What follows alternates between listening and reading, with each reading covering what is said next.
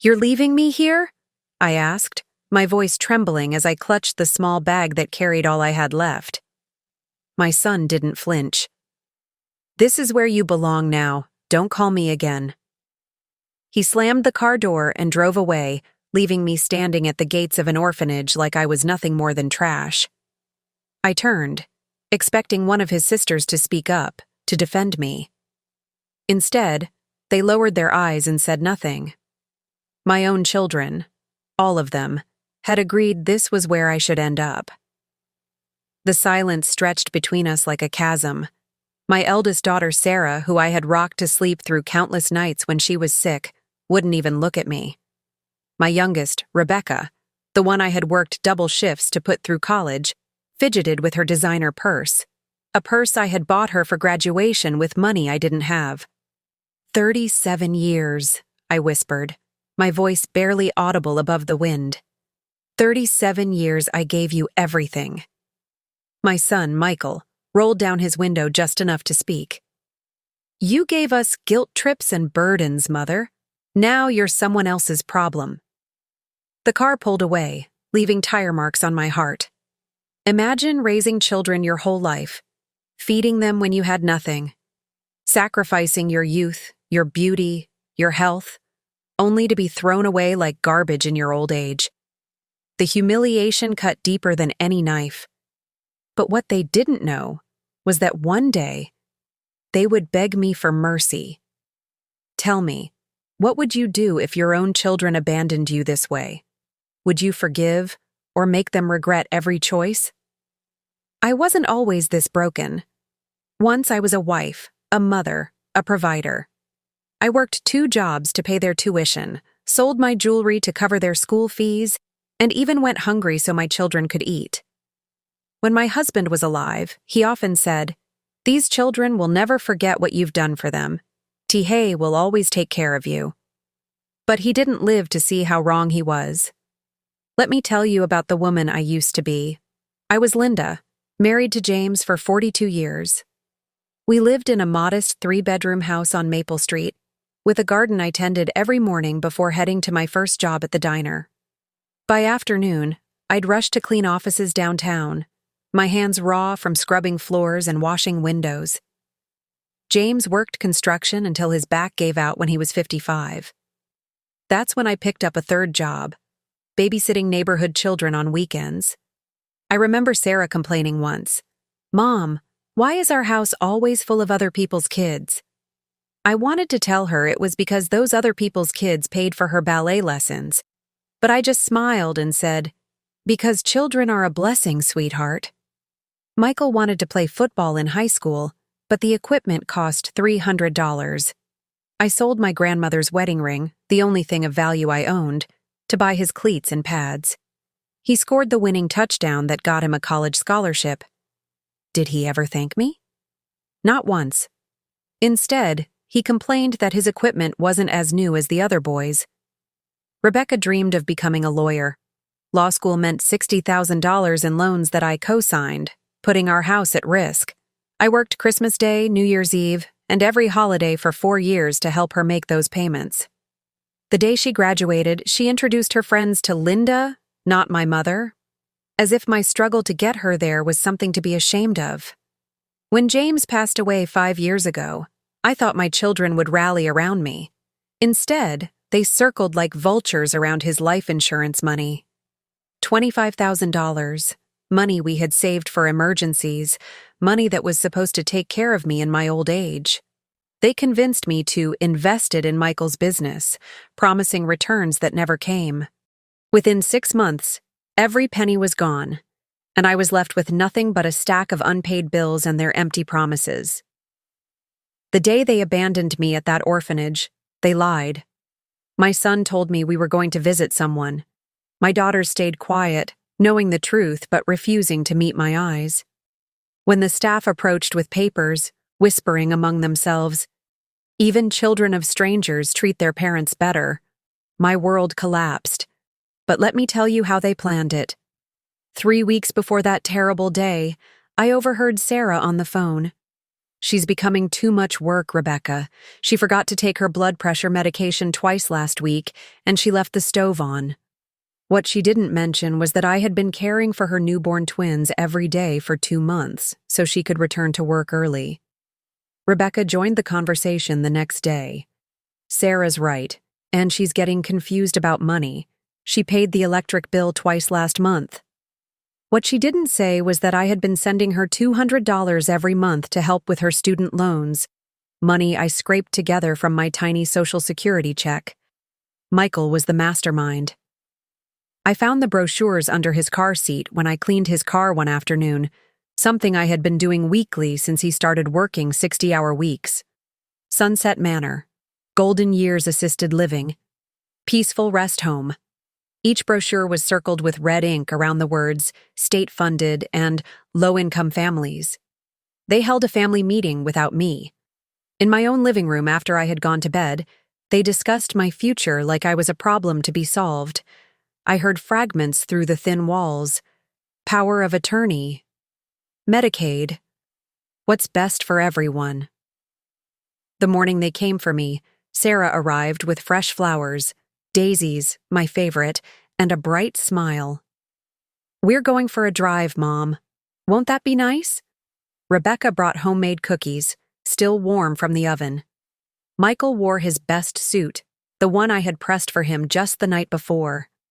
I should have known something was wrong when they all arrived together. My children never visited me at the same time unless someone was dying or getting married. Humiliation followed me. Other elders asked, "Why would your children leave you here?" My son rarely came to visit. When he did, it was with his wife, who smirked and said, "At least here, someone will feed you." My daughters stopped calling. Neighbors at church whispered, "Her children abandoned her.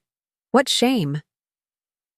And on Christmas, while the staff handed me donated clothes, I saw pictures online of my children and grandchildren dressed in matching outfits, smiling in a house that used to be mine.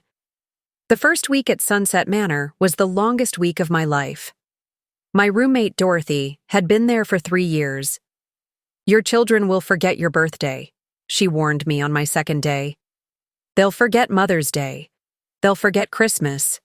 But they'll remember you when they need something." Dorothy was right. My 70th birthday came and went without a single card. Michael's wife posted pictures of their family vacation to Disney World that same week, a vacation funded by the business profits that were supposed to include returns on my $25,000. But the cruelest moment came on Mother's Day. I watched other residents receive flowers, cards, and visits from their families. I sat by the window all day, watching the parking lot, hoping to see a familiar car. Around 6 o'clock, a young volunteer approached me with a generic card that read, "Happy Mother's Day from the staff of Sunset Manor." That night, I called Michael. His wife answered, "Linda? Oh, you just missed him. He's at Sarah's house for their Mother's Day barbecue." "Their Mother's Day barbecue?" "Oh, yes. Sarah makes the most wonderful potato salad. The grandchildren love it." She hung up before I could respond. Later, I saw the pictures on Facebook, all of them together. My children, my grandchildren, sitting around a table laden with food, raising glasses in a toast that should have included me. One night, lying on that thin mattress, I whispered, "Am I nothing more than a burden now?" Tears streamed down my face, but I remembered my husband's words. Wisdom is the inheritance of the old. That night, I decided, they may have thrown me away, but I would not remain silent. The mattress was donated from a hotel renovation. Old, lumpy, with springs that dug into my hip. The blanket was thin and scratched against my skin. But it was in that uncomfortable bed, staring at water stains on the ceiling, that I found my strength. I remembered James's funeral, how Michael had stood at the podium and spoke about honoring our father's memory by taking care of what he loved most, our family. The congregation had nodded approvingly. Several people had approached me afterward to say, "What wonderful children you have, Linda. James would be so proud. If James could see them now, throwing away the woman he had loved for 42 years, what would he say? I started with small rebellions. When Michael called, once a month like clockwork, I began telling him exactly how I felt. I'm not fine, Michael. I'm lonely. I'm hurt. And I'm angry. Mom, don't be dramatic. You're safe there. You're fed. What more do you want? I want my family back. I want my children to remember that I'm still their mother. You're being emotional. We've talked about this. Emotional. As if 37 years of sacrifice was just emotion. At the orphanage, I began to write. I poured my pain into journals. Every sacrifice, every betrayal, every humiliation. I taught younger workers to read, and word of my strength spread. Soon I was invited to speak at small church gatherings. My story traveled further than I expected. People began to whisper, "That's the woman her children abandoned." The shame my children thought they had hidden began creeping back to their doorstep. My journals became my sanctuary. I wrote about the night Michael was born, 3 weeks early, and how I held him against my chest for hours because the incubator was broken. I wrote about teaching Sarah to ride a bicycle, running beside her for blocks until my lungs burned, refusing to let go until she felt safe. I wrote about Rebecca's first heartbreak at 16, how I held her while she cried and promised her that someday she would find a love worth keeping. But I also wrote about the pain. The day Sarah told her friends I was just the babysitter when they asked who I was. The time Michael introduced me to his boss as the woman who raised me instead of my mother. The morning Rebecca asked me to stay in my room when her boyfriend came over because she was embarrassed about the living situation. Martha, a 22-year-old activity coordinator, was the first to ask if she could read my stories. She had dropped out of college when her mother got cancer, taking a job at the nursing home to pay for treatments. She couldn't read well, struggling with words longer than 2 syllables. "Would you teach me?" she asked one afternoon as I wrote in the common room. "Why do you want to learn?" "Because you write about feelings I don't have words for yet, and I think someday I might need those words." Word spread quietly through the facility. Rosa, the night shift nurse, began staying after her shift ended to listen to me read. James, a resident 2 doors down, started asking me to help him write letters to his son in California. Even Dr. Peterson, who visited monthly, mentioned that the staff seemed more engaged, more hopeful. "Whatever you're doing, Margaret," he said during one of his rounds, "keep doing it. This place feels different." One evening, Pastor Williams from First Baptist called the facility. He had heard about the storytelling woman from one of his congregation members whose mother lived at Sunset Manor. "Would you be willing to share your story with our evening service group? It's just 30 or 40 seniors, nothing big." That first speaking engagement changed everything. I stood before 43 people and told them about being abandoned. I told them about the children who forgot that love isn't a transaction, that sacrifice isn't a debt to be repaid, but a gift to be honored. After the service, Eleanor Martinez approached me. She was a local reporter who had been visiting her aunt. "Linda, your story needs to be heard by more people. Would you be willing to let me write about it?" The day of reckoning didn't come with lawyers or documents. It came with witnesses. One Sunday, the church invited me to speak before the entire congregation. My children were there, sitting in the front pews, their heads high, expecting me to thank them for placing me in good care. But let me tell you how they ended up there. Eleanor's article ran in the city newspaper on a Thursday. By Friday, it had been shared over 1,000 times on Facebook. By Saturday, Michael's phone was ringing off the hook. "Michael, this is Pastor Williams. I saw the article about your mother. I think there might be some misunderstanding." "Michael, this is Nancy from your mother's old neighborhood. I just read the most disturbing story."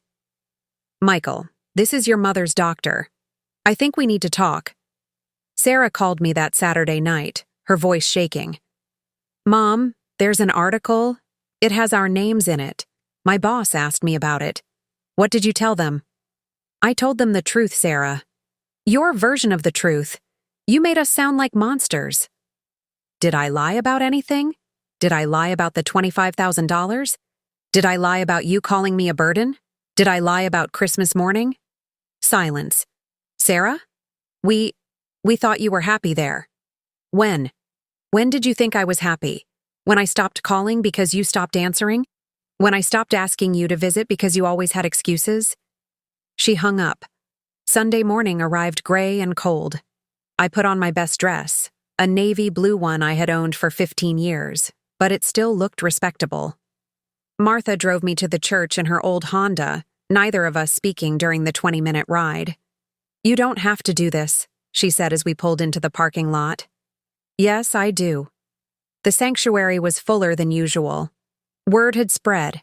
I saw familiar faces from the neighborhood, former co-workers from the diner, even some of Rebecca's old law school friends. And there, in the front row, sat my 3 children with their spouses and my grandchildren. Michael wore his navy suit, the one I had bought him for his first job interview 12 years ago. Sarah had on a pink dress I had never seen before, probably designer, probably expensive.